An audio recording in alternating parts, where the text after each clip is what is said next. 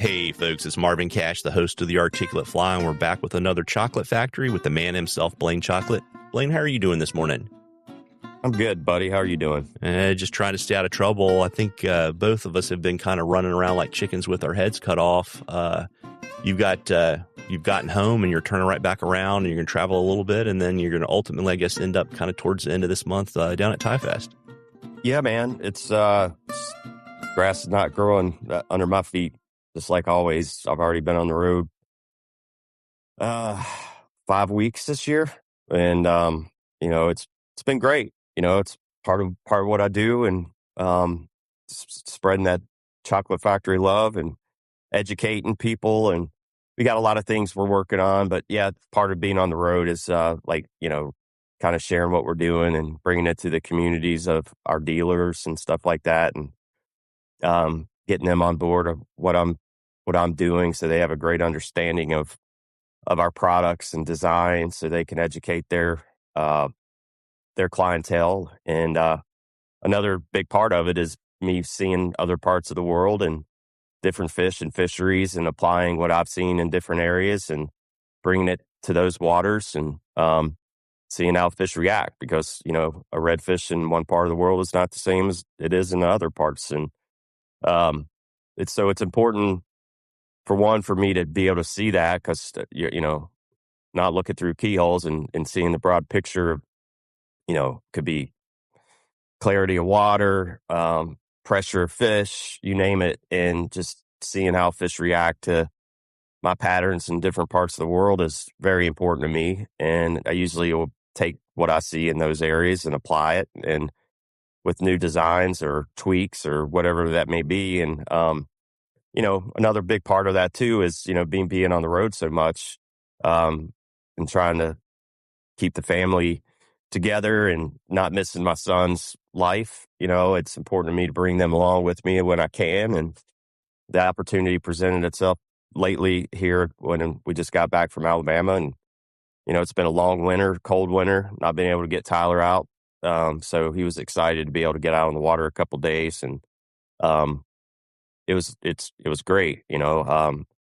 Alabama coastline is highly overlooked, and got a buddy down there, Sam Glass at Flyway Charters, that I met last year when I was doing some of the jack project stuff and the migration patterns and tagging jacks with Marcus at Mississippi State, and got to meet Sam. We hit it off, and just happens to be from Lynchburg, which shows you how small this world is. And we hit it off. He's got a little lodge where he hosts people that come in, and it's a perfect place for us to stay while we were there, when we were visiting Community Fly and Supply down on the coast down there in Alabama.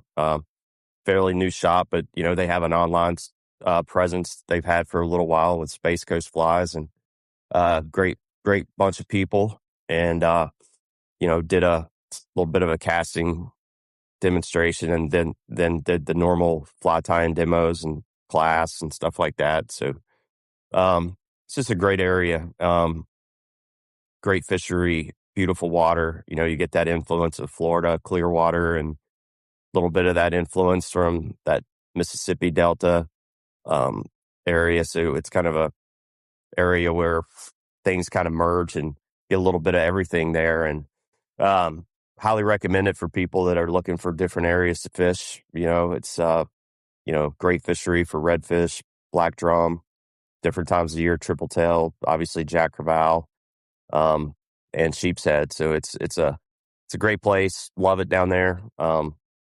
Be a place I would be thinking about heading down more often, for sure. And for me, it's important for areas that aren't quite as familiar with my products to go visit. It's kind of why I was up in the Northeast, because being Bobby's territory up there, and the beast flies, and all that tradition. For me, it's important because I fish these fisheries, right? And I fish them all over, and you see what the products and designs that I've created do. But sometimes it's hard to beat that tradition, and people by nature are reluctant to change. But for me, it's important to kind of not beat it in their heads, but to really show them why, why this is different, why this is an advancement, why this is whatever it may be. And that kind of goes into those spreader dams, which I'm showing a lot of new people that don't understand that, where the difference in reverse tying and how great that is and what a great design that was from Bobby, right? But the reason years ago with the T-bone design and, the resilience of bucktail collapsing over time and skinning out, and you spend so much time on a fly that where these spreaders or these dams that I created, the supports, really help aid in the longevity of those flies, right? And I know that you had some questions about that, and for me, it's a big part of what I'm trying to do is really educate people, because what I do find out in my travels is, I put these products out and then people don't really know what to do with them after that. Yeah, it's interesting. I mean, because I've been lucky enough to, work with you on all the stuff we did during COVID, and, we'd fish together and hang out and all that sort of stuff. And when I saw the dams come out, I was always thinking about, the conversations you and I have about, water flowing around and through the fly, right? And Yep. and one of the big differences, right? Obviously, if you put a piece of plastic with a spreader dam in the body of a fly, you're getting zero water flow through. And so I was kind of curious if, that was a problem where there were times you wanted some water going through, or if your goal was to absolutely block water going through the body of the fly.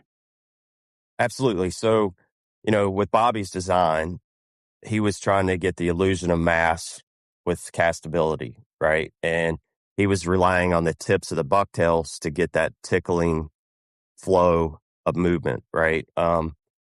So that was a huge advancement in fly design. And what I picked up, with the game changer concept and the T-bones years ago, but when you start diverting water from the center of the fly, not only are you getting the fibers to move, but you're also, with that diversion of water, you're starting to get more of a realistic swimming action that a fish really makes. So without the diversion of water and water flowing through it, you're not going to get that serpentine swimming action, because you're not blocking water flow. And as soon as you start diverting water from the middle of the fly, that's what starts that process of that left to right, side to side serpentine action, right? And the things that I've learned over the years, just through trial and error, basically, is mess around and find out.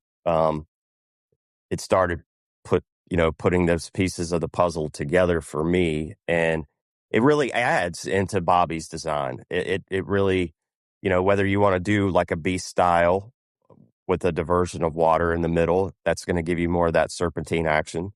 But if you take that design and then you kind of go more into the bucktail style game changer, or even into synthetics, you're able to get that bigger profile silhouette with realism, right? You can mimic that exact profile of the fish with the tail, with that fish coming up underneath it and seeing that perfect profile and silhouette. And that's where I am with it, and the thing I have noticed and have been educated by dealers and people that have taken the class or classes with me is things that come naturally to me because I designed it, is kind of left on the table for people where they don't really know what to do with it, or how to stair step a fly from, a thinner profile in the tail section and gradually building, body as you go forward towards the head and shoulders, right? So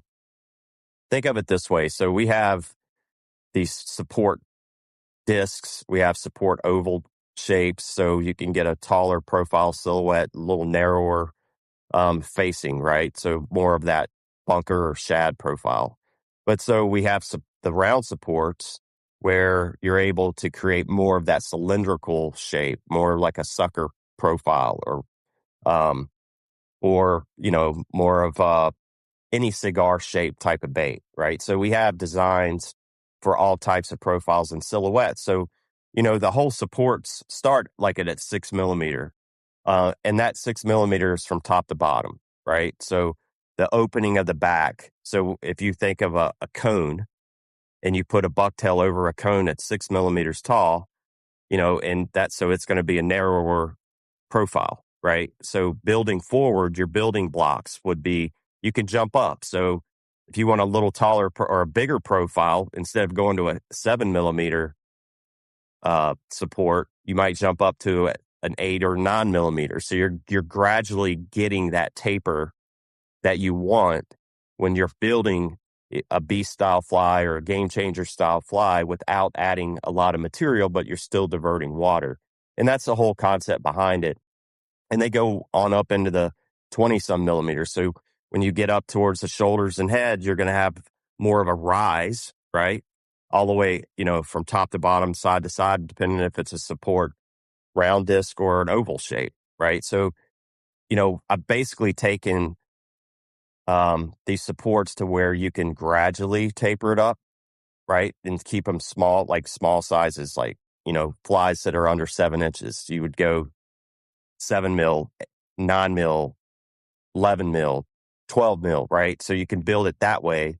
Or you can just gradually taper up, in consecutive way where you get that, perfect graduation of size and shape that you're looking for, right? So for me, part of the thing is castability on flies, but for me also is profile silhouette and realistic movement. And this just builds on to what Bobby created years ago.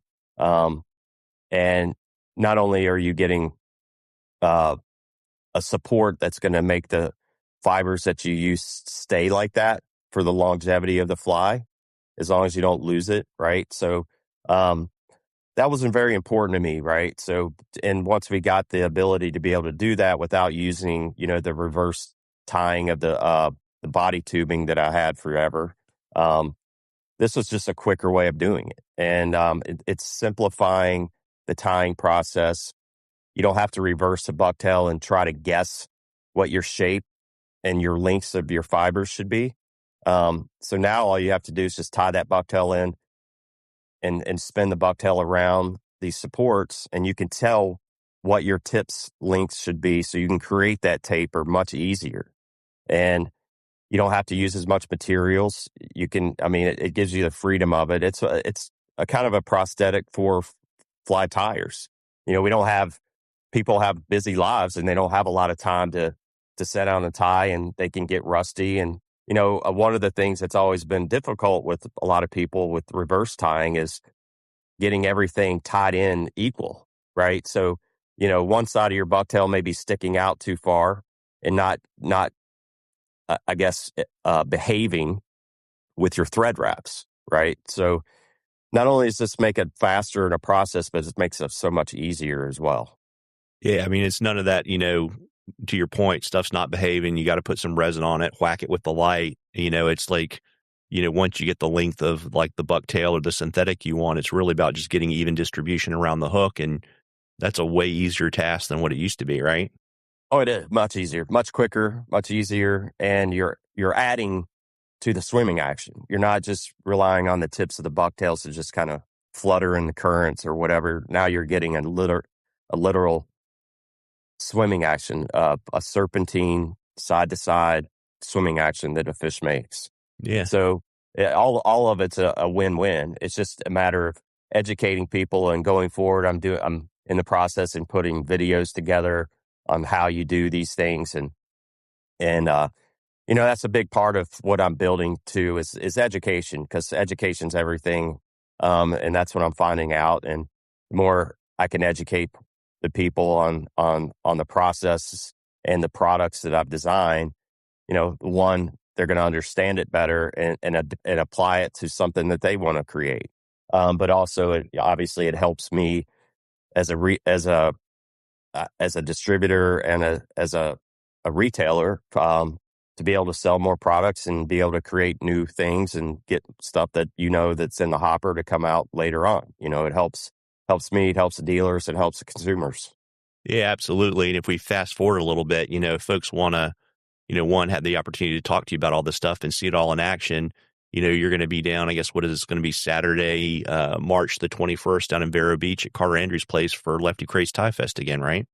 Oh yeah. That's a show that's near and dear to my heart. We did it for years up in um, Maryland, over on the Eastern Shore, where Tony, director of ASGA, would put that on, and Lefty and Bobby and Clouser, and we would all come and do this event every year with him, and in the name of conservation. And we after Lefty passed, we kind of just didn't do it. And as I've talked about it for a long time. When we lost Bobby, it was really important that we bring everybody together to celebrate the people that we have, all the people that's come before us, and just get together and celebrate the sport that we love. And and in the process, raise money to fight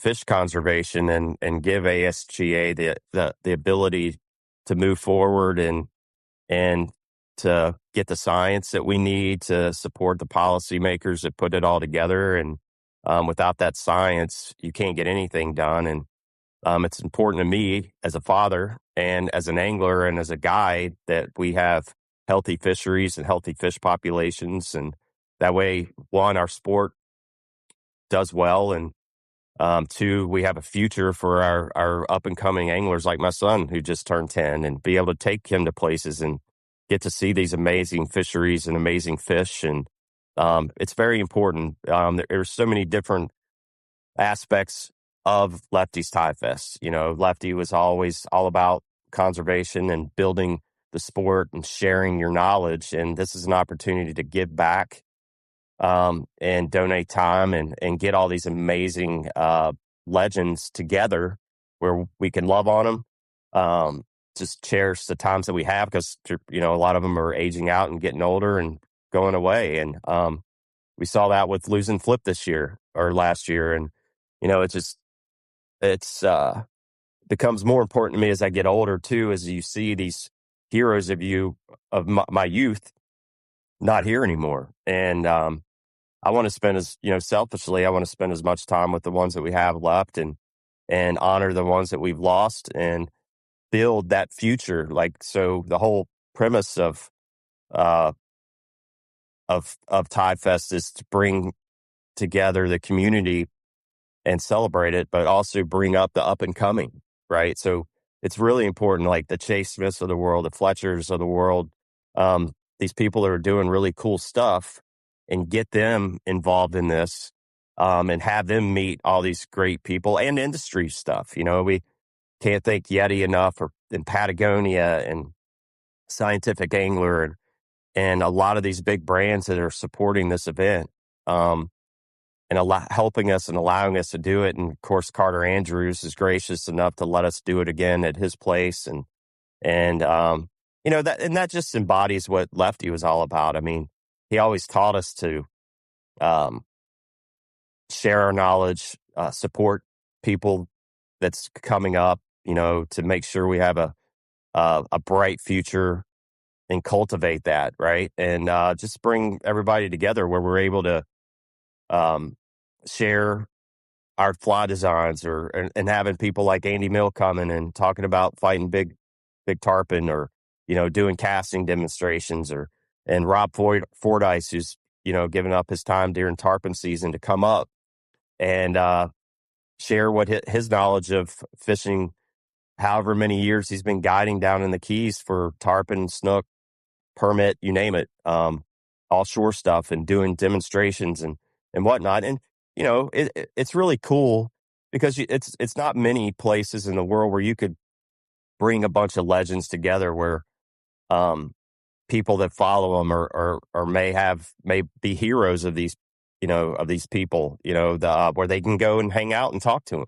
There's not many places where that happens in our world. I mean, it's like we always talked about it. How often can somebody just go and spend a couple hours hanging out with the Babe Ruth or Michael Jordans of the world, right? And that's what was so special, having these type of events where I got to spend time with Lefty and Popovic's and Klauser and you name it, all these legends that we've had over the years. And it's just really important. I think it means a lot to people to be able to do that and to be able to bring it to Florida at Vero Beach area, at Carter's, and having all the industry come together to support this in the name of conservation and what's not to love about it, right? Yeah, and I think the thing too that I think, just kind of, the brief run of the day is it's kind of an all-day thing where there's an outdoor festival followed by a benefit dinner. But I think to your point, I think what people need to understand if they can make it is, this isn't just Blane Chocklett being able to hang out with Lefty for 2 hours. It's a very intimate, small event. And so pretty much anyone that shows up is going to be able to, it almost reminds me of like some of the smaller tying events where you actually really get to talk to people as opposed to those massive shows where, it's just a massive humanity and everybody's rush. I mean, if you want to talk to Andy Mill for a half an hour about, casting or tarpon fishing, he'll be there. And it's that kind of an event.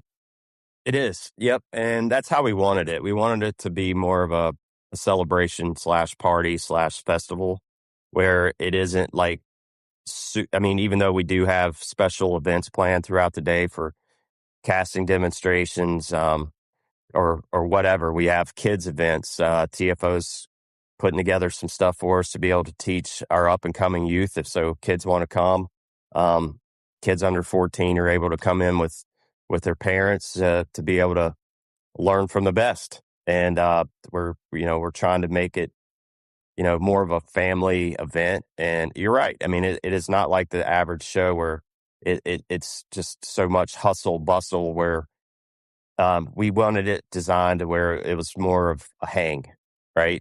Which is what we love about our sport. It's the people you share the days on the water with, and this is a great opportunity for if you've ever wanted to meet some of these great people and talk to them and whatever, this is the event to do it.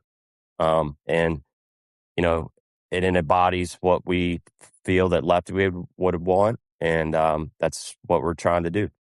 So if we look, you're a headliner, Carter Andrews is a headliner. I think I saw Jason Taylor on the website. I think you mentioned, Fletcher Sams, I know is going to be there.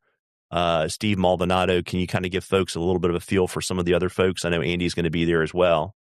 Yeah. So obviously, Carter, Hillary's coming back. We have a pretty good lineup of people, some obviously, there's things that happen where, we weren't able to get things moving along faster or fast enough, where certain people have already, some legends already have things planned, but we have quite a few amazing legends that are going to be there. Like I said, the Rob Fordyce's, the Andy Mills, the Carter Andrews, the Hillary Hutchinsons, and we have the up and coming people like Chase and Fletcher and a lot of great tires. And, it's one of those things, I'm still waiting on a couple people, some surprises, but I can't give names to that yet because we haven't finalized some of it. But and then you have brands that are going to be there, right? So it's just a great event, having great people and legends and up and coming and up and comers and, the Costas of the world and all that, where you can see products, sunglasses, whatever, fit, to see what fits right. Talk fly lines with scientific anglers, TFO is going to be there, talking, having their rods displayed and being able to cast them. There's areas to do all this stuff there. And, being in an outdoor environment, in a beautiful place with great people and sharing the love of the sport that we have is what it's all about. Absolutely. And I will drop a link to the American Saltwater Guide Association Tie Fest page where people can get up-to-the-date info and buy tickets and all that kind of good stuff. Sounds good. And we appreciate that, bud. Yeah, absolutely. And, hopefully, my plan is to see you in about 3 weeks and, folks get it on the calendar. And if you can't make it, I guess too bad for you. You should go fishing or at a minimum, just tie flies. Tight lines, everybody. Tight lines, Blane. You too. Thanks.